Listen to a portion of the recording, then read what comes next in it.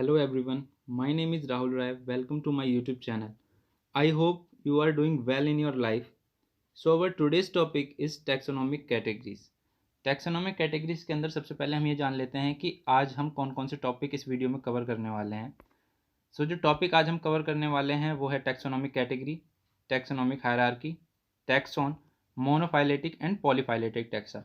ये चारों ही टॉपिक जो हैं ये एग्ज़ाम प्रोस्पेक्टिव से बहुत ही इंपॉर्टेंट हैं और काफ़ी सारे बच्चों के दिमाग में इनको लेकर बहुत सारी कन्फ्यूजन बनी रहती है कि आखिर ये टॉपिक्स एक दूसरे से कैसे रिलेटेड हैं और कैसे डिफरेंट हैं, क्या क्या रिलेशन है इन सारे टॉपिक्स का एक दूसरे से। तो आपको इन टॉपिक से अगर रिलेटेड कोई भी प्रॉब्लम है तो आप इस वीडियो को लास्ट तक देखिए।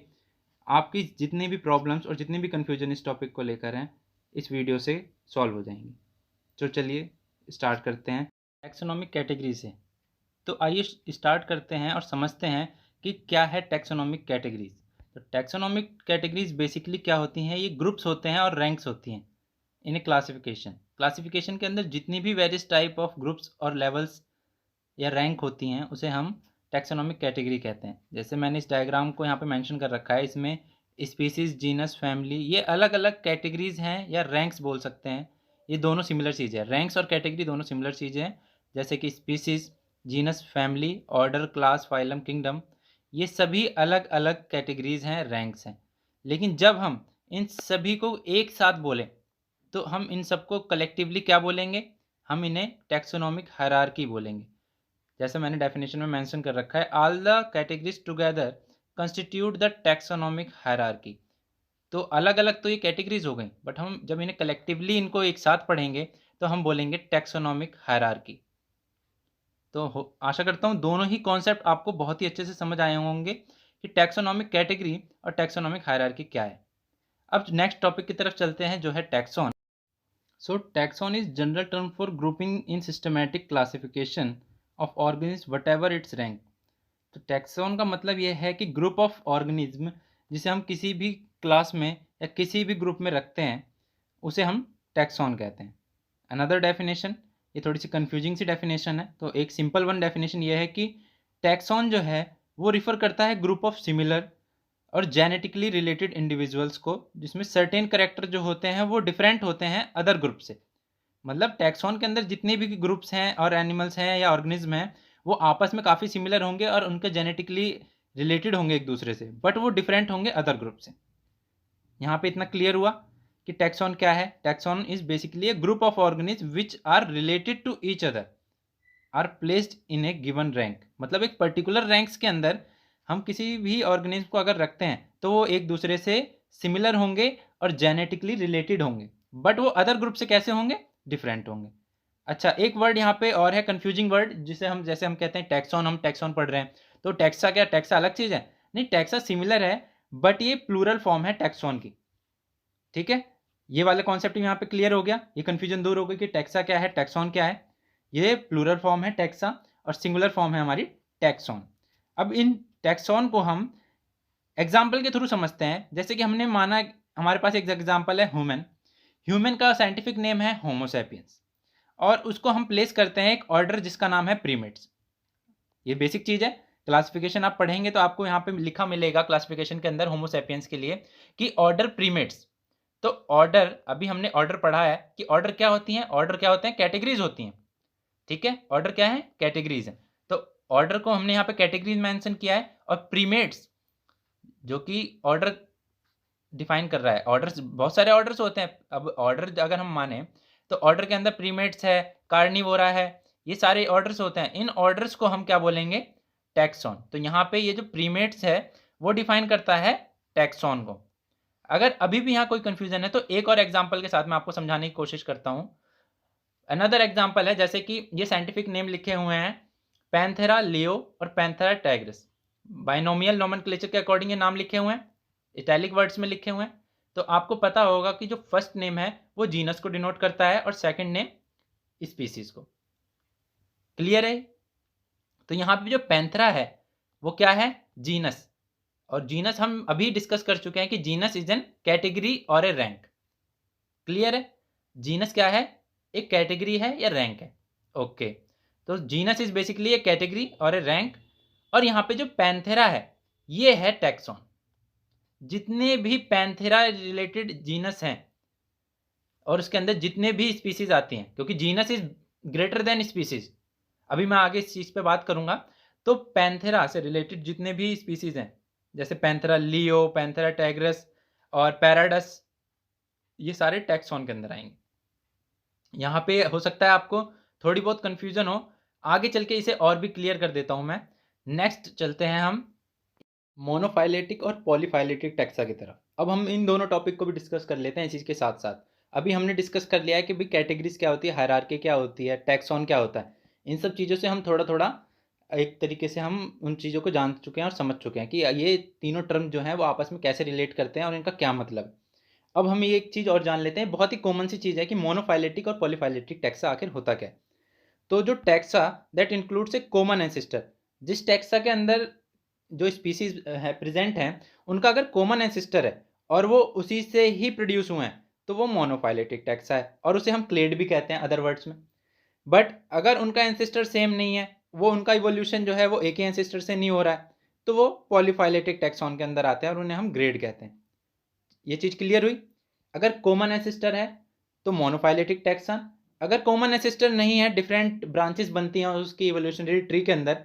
अगर आपने इवोल्यूशनरी ट्री नहीं पढ़ा है तो मेरी प्रीवियस वीडियो में जाके आप चेक भी कर सकते हैं कि इवोल्यूशनरी ट्री आखिर क्या होता है, कैसे हम उससे रिलेट कर पाते हैं एक ऑर्गेनिज्म को दूसरे ऑर्गेनिज्म से। तो कॉमन एंसेस्टर अगर है तो मोनोफाइलेटिक टैक्सॉन, और नहीं है तो पॉलीफाइलेटिक टैक्सॉन और एक क्लेड। अब इसको डायग्राम की मदद से समझते हैं। अब आपको यहाँ पे दो इवोल्यूशनरी ट्री दिख रहे होंगे, एक ये और एक ये मैंने फर्स्ट और सेकंड मेंशन कर रखा है, यहाँ पे डायग्राम में मेंशन है पहले से ही। ये शो कर रहा है मोनोफाइलेटिक ओरिजिन और ये पॉलीफाइलेटिक। अब देखिए डिफरेंस क्या है। यहाँ पे एंसेस्टर सबसे पुराना जो ऑर्गेनिज्म है वो मान लीजिए ए है, ठीक है। ए से ओरिजिन हो गई बी की और आई की, दो ऑर्गेनिज्म आ गए। आई ने अपनी ब्रांचेस बढ़ा ली और इवोल्यूशन भी यहाँ पे आपको पता चल सकता है, इवोल्यूशन। अब ए की ओरिजिन पहले अगर कम हुई है तो वो बी में, अगर इवॉल्व वो ज़्यादा हो गया है, ज़्यादा अपने आप को कॉम्प्लेक्स बना लिया उसने, तो वो आई वाली ट्रीज में या ब्रांच में चला जाएगा, ठीक है। ओके, अब यहाँ पे अगर हम इन सबको एक साथ पढ़ें तो ये है मोनोफाइलेटिक टैक्सॉन, क्योंकि एंसेस्टर सेम है, ए इसका एंसेस्टर है। और जब हम यहाँ पे बात करें तो ये भी आपस में मोनोफाइलेटिक टैक्सॉन को रिप्रेजेंट करते हैं। अच्छा, अब आइए पॉलीफाइलेटिक टैक्सॉन को भी समझ लेते हैं। मोनोफाइलेटिक हो गया, एंसेस्टर कॉमन, ठीक है। पॉलीफाइलेटिक में सेम ट्री बना हुआ है, बस यहाँ पे डिफरेंस क्या है कि हम पढ़ रहे हैं ई और जी को, शेड पार्ट है। इसका एंसेस्टर कौन है, सी है, इसका एंसेस्टर कौन है, एफ है। तो इन दोनों को जब हम साथ में पढ़ेंगे तो ये आ जाएंगे पॉलीफाइलेटिक टैक्सॉन के अंदर। यहाँ पे क्लियर हो गया, बिल्कुल। अब यहाँ पे आपको क्लियर हो गया होगा कि मोनोफाइलेटिक और पॉलीफाइलेटिक टैक्सॉन आखिर है क्या। अब हम एक डायग्राम के थ्रू जितनी भी कैटेगरीज हैं उनको समझ लेते हैं कि ये जो डायग्राम्स आगे मैं दिखाने वाला हूँ कि क्या क्या एक कैटेगरीज की आपस में रिलेशन होते हैं, और एक एक कैटेगरी को हम बहुत ही डिटेल से समझेंगे। आइए, ये है डायग्राम। तो इस डायग्राम में मैंने मेंशन कर रखा है, आप शेप के अकॉर्डिंग, आपको सबसे ज़्यादा बायोलॉजी में जो समझना होता है वो होता है डायग्राम। डायग्राम आपने समझ लिया, आपका कॉन्सेप्ट क्लियर। तो डायग्राम को समझते हैं पहले। ये किंगडम जो है आप इसको देख रहे हैं, इसका पार्ट जो है ये ज़्यादा बड़ा है, ठीक है, फाइलम उससे छोटा। इसका मतलब ये हुआ कि किंगडम जो है वो सबसे बड़ी कैटेगरी है, क्लियर है। फिर फाइलम, फिर क्लास, फिर ऑर्डर, फिर फैमिली, फिर जीनस, फिर स्पीसीज, ठीक है। ये इस तरीके से अरेंज है। अच्छा, अब हम इसकी जो रिलेशन है इन दोनों के बीच में, सबके बीच में, तो वो हम निकालेंगे किसके थ्रू। ये है नंबर ऑफ सिमिलैरिटी जो है वो इंक्रीज हो जाएगी जब हम किंगडम से स्पीसीज की ओर आएंगे, या ऊपर से नीचे की ओर आएंगे। ऊपर से नीचे आएंगे ये तो गलत हो जाएगा, किंगडम से स्पीसीज की ओर जाएंगे। स्पीसीज में मोस्ट सिमिलर ऑर्गेनिज्म मिलते हैं और किंगडम में लीस्ट, लेकिन सिमिलैरिटीज होती हैं तभी वो एक किंगडम में आते हैं, ठीक है। और जैसे जैसे ऊपर जाएंगे डिक्रीज होती जाएगी, इन्वर्स हो जाएगा ये उसका, ठीक है। यहाँ पे क्लियर हो गया। अब स्पीसीज की ओर चलते हैं। सो स्पीसीज, तो species is basically a group of individual organisms that are all similar and can interbreed together। Clear है। ग्रुप जो है एक ऑर्गेनिज्म का जो कि काफ़ी सिमिलर हो, सिमिलरिटी ज़रूरी है, और वो आपस में इंटरब्रीड कर सकते हैं, ठीक है। इसका मतलब ये हुआ कि अगर हम किसी ऑर्गेनिज्म को किसी स्पीसीज के अंदर रख रहे हैं, वो आपस में रिप्रोडक्शन करेंगे और ऑफ स्प्रिंग बनाएंगे अपने ही तरीके के, ठीक है। स्पीसीज को हम लोवेस्ट कैटेगरी भी कहते हैं बायोलॉजिकल क्लासिफिकेशन के अंदर। बहुत ही इंपॉर्टेंट पॉइंट है, ये आपको पता होना चाहिए। स्पीसीज लोवेस्ट कैटेगरी और किंगडम जो है वो हाईएस्ट कैटेगरी होती है बायोलॉजिकल क्लासिफिकेशन के अंदर। सो जो सबसे छोटी यूनिट होती है उसे हम बेसिक यूनिट ऑफ क्लासिफिकेशन कह रहे हैं इसमें। अगर हम सेल की बात करें तो सेल सबसे छोटा पार्ट है हमारी बॉडी के अंदर और वो बेसिक यूनिट ऑफ लाइफ है। ऐसे ही स्पीसीज जो है वो सबसे छोटा पार्ट है क्लासिफिकेशन का, और इसीलिए इसे हम बेसिक यूनिट ऑफ क्लासिफिकेशन कहते हैं। अब आइए एग्जाम्पल से समझ लेते हैं। एग्जाम्पल है मैंगीफेरा इंडिका, मैंगो को रिप्रेजेंट करता है, साइंटिफिक नेम है मैंगो का। और सोलोनम ट्यूबरोसम पोटैटो का साइंटिफिक नेम है। तो बायनोमियल नोमेनक्लेचर आपने पढ़ रखा है, आपको पता है कि मैंगीफेरा ये इंडिकेट कर रहा है जीनस को और इंडिका स्पीसीज को।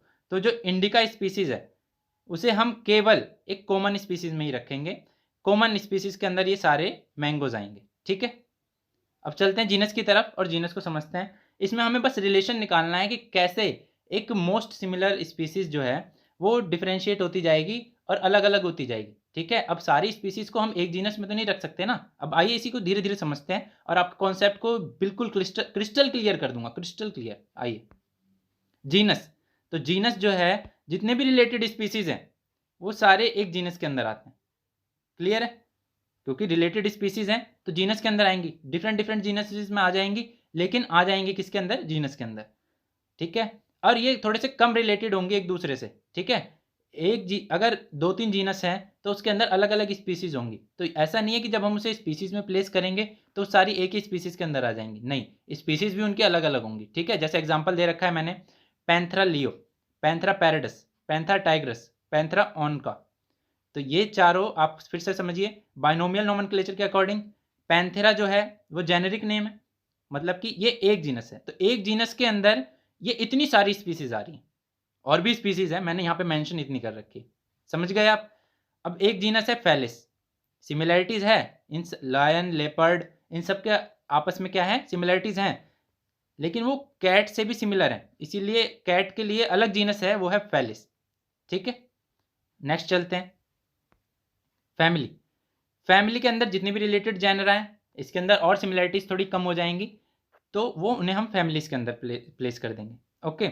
एग्जाम्पल के तौर पे ये है फैमिली फेलिडी, ठीक है। फेलिडी फैमिली के अंदर पैंथेरा और फेलिस दोनों आ रहे हैं, ठीक है। मतलब कि कैट और लायन एक ही फैमिली से बिलोंग करते हैं क्योंकि सिमिलर कैरेक्टरिस्टिक्स हैं। आप इनकी स्पाइन देखेंगे और करेक्टरिस्टिक देखेंगे जो ऐसे ये चलते हैं, और इनका थोड़ा जो बॉडी स्ट्रक्चर है, मॉर्फोलॉजी है, वो आपस में काफ़ी सिमिलर होते हैं, इसलिए इन्हें एक फैमिली में रखा गया, ठीक है। नेक्स्ट टॉपिक की तरफ चलते हैं, ऑर्डर। ऑर्डर में अब थोड़ा सा और जो है सिमिलैरिटीज कम हो जाएंगी। तो जितनी भी स्पीसीज हैं उनको हमने किस में रखा, स्पीसीज को हमने जीनस में रखा, जीनस को हमने फैमिली में रखा। अब हम उन सारी फैमिलीज को जो एक दूसरे से सिमिलर हैं उन्हें हमने ऑर्डर में रख दिया, जैसे कि ऑर्डर कार्निवोरा, ठीक है। ऑर्डर कार्निवोरा के अंदर फेलिडी, जिसके अंदर पैंथेरा और हमारे कैट्स दोनों आ रहे हैं, मतलब कि लॉयन और कैट्स दोनों आ रहे हैं, और कैनेडी, कैनेडी के अंदर हमारे क्या आ रहे हैं, डॉग। तो ये दोनों आपस में सिमिलर हैं। कार्निवोरा आप समझ सकते हैं, कार्निवोरस एनिमल्स हैं दोनों, तो इसलिए हमने इन्हें अलग ऑर्डर में रखा हुआ है। ऐसे ही ऑर्डर से हम और आगे बढ़ेंगे तो नेक्स्ट है क्लास। अब जितने भी सिमिलर ऑर्डर होंगे, रिलेटेड ऑर्डर होंगे, उन्हें हमने एक क्लास में रख दिया, है ना, सिंपल, काफ़ी सिंपल है। अब मान लीजिए हमारे पास क्लास मैमलिया, मैमलिया में हमारे पास प्रीमेट्स हैं और कार्निवोरा है, कार्निवोरा में हमारे पास टाइगर, कैट्स, डॉग, ठीक है। फैमिली ऑर्डर सब चीज़ें हम साथ में क्लियर करते हुए चल रहे हैं। और प्रीमेट्स के अंदर हमारे पास क्या है, मंकी, गिब्बन, गोरिल्ला, ह्यूमंस, अभी पढ़ा ना हमने, होमोसैपियंस प्रीमेट्स के अंदर आते हैं। और प्रीमेट्स क्या है, प्रीमेट्स एक टैक्सॉन है, ठीक है। और Mammalia has the other order also, ऐसा नहीं है कि यही 2 ऑर्डर होते हैं, और भी ऑर्डर होते हैं, ठीक है। अब आगे चलते हैं फाइलम। तो फाइलम को डिस्कस कर लेते हैं। फाइलम जो है सेकंड हाईएस्ट कैटेगरी है क्लासिफिकेशन के लिए, ठीक है। और साथ में एक वर्ड और लिखा हुआ है डिवीजन, तो कंफ्यूज बिल्कुल ना होइए कि डिवीजन जो है वो प्लांट्स के लिए यूज होता है और फाइलम जो है वो एनिमल के लिए यूज होता है, और दोनों ही सेकंड हाईएस्ट कैटेगरी हैं क्लासिफिकेशन के लिए, ओके। जैसे कि आपने फाइलम्स सुने होंगे एनिमल किंगडम्स के अंदर 9 मेजर फाइलम्स होंगे, जैसे कि पोरीफेरा, सिलेंट्रेटा, टीनोफोरा, प्लेटीहेल्मिन्थेस, एस्केहेल्मिन्थेस, ये सब आपने सुना है। तो इनके लिए जो होता है, इसमें कुछ बेसिक कैरेक्टर्स होते हैं जो हम ऊपर ऊपर से देख के, बॉडी की मॉर्फोलॉजी को देख के इनको सब डिवाइड कर पाते हैं। ठीक है, जैसे कि कॉमन फीचर कॉर्डेटा का क्या है, नोटोकॉर्ड की प्रेजेंस और डॉर्सल होलो न्यूरल सिस्टम। ये बहुत ही कॉमन फीचर है जो कॉर्डेट्स के अंदर पाए जाते हैं। अगर ये फीचर है तो उसको फाइलम कॉर्डेटा के अंदर रखा जाएगा, किसी भी ऑर्गेनिज्म के अंदर, अगर ये दोनों फीचर्स हैं। समझ आया, क्लियर हुआ यहाँ पे। अब लास्ट जो है वो है किंगडम। किंगडम ये हमारा लास्ट टॉपिक है। तो किंगडम में हम जितने भी रिलेटेड फाइला हैं या फाइलम है उसे हम रखते हैं। और किंगडम जो है वो हमारी हाईएस्ट कैटेगरी है बायोलॉजिकल क्लासिफिकेशन के अंदर। ठीक है, मतलब ये इतनी बड़ी कैटेगरी है कि इसके अंदर हम सारे फाइलास, सारी क्लासेस, सारे ऑर्डर, फैमिली, जीनस सब इसी के अंदर आते हैं। आप समझ सकते हैं ये कितना ब्रॉड एनवायरनमेंट हो गया एक। ठीक है, तो 5 किंगडम्स हैं हमारे पास।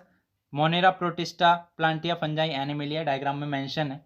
ठीक है, इनकी डिफरेंट डिफरेंट मॉर्फोलॉजी होती है। इनके अंदर यूकैरियोट्स, प्रोकैरियोट्स का डिफरेंस होता है। सेलुलर लेवल का ऑर्गेनाइजेशन है या कॉम्प्लेक्स ऑर्गेनाइजेशन है, ऑर्गन लेवल का हो सकता है, ऑर्गन सिस्टम लेवल का ऑर्गेनाइजेशन हो सकता है। क्लोरोफिल प्रेजेंट है या नहीं है, इन बेसिक बेसिक स्ट्रक्चर्स या सिमिलैरिटीज़ के बेसिस पे हम एक किंगडम को डिवाइड करते हैं। ठीक है, अब यहाँ पे आपने सारी कैटेगरीज को, टैक्सोनॉमिक कैटेगरीज को आपने पढ़ लिया है, उनके बीच में रिलेशन समझ लिया है। मतलब कि सबसे हायर कैटेगरी, आपको ये याद होना चाहिए कि किंगडम सबसे हायर कैटेगरी है और सबसे लोएस्ट कैटेगरी स्पीसीज है। इन सारी चीज़ों के बीच में रिलेशन, और आपको ये सीरीज याद होनी चाहिए। ऐसा नहीं कि आप किंगडम के बाद फाइलम को ना रख के क्लास रख रहे हैं। आपको ये सीरीज जो मैंने आपको दिखाई थी, एक बार मैं आपको और दिखा देता हूँ। ये सीरीज आपको बिल्कुल ऐसे ही याद होनी चाहिए, kingdom, phylum, class, order, family, genus, species. आप अगर इसको ऊपर नीचे करेंगे तो फिर आपका कॉन्सेप्ट गड़बड़ हो जाएगा हायरार्की को लेके कि आप ये कर क्या रहे हैं। आपको भी पता होना चाहिए, क्योंकि ये जो है वो अरेंजिंग जो है इनकी, वो असेंडिंग ऑर्डर में। ठीक है, स्पीसीज जो है वो सबसे छोटा है, जीनस उससे बड़ा है, फैमिली उससे बड़ी है, ऑर्डर उससे बड़ा। तो इस तरीके से अगर आप ऊपर से नीचे की तरफ देखेंगे तो डिसेंडिंग ऑर्डर में, नीचे से ऊपर की तरफ देखेंगे तो असेंडिंग ऑर्डर में। तो आपको ये याद होना चाहिए। ठीक है, इसी के साथ आज के इस टॉपिक को हम यहीं ख़त्म करते हैं। I hope you like the class. If you like the class, please subscribe my channel and hit the like button on this video and share to all your friends. Thank you.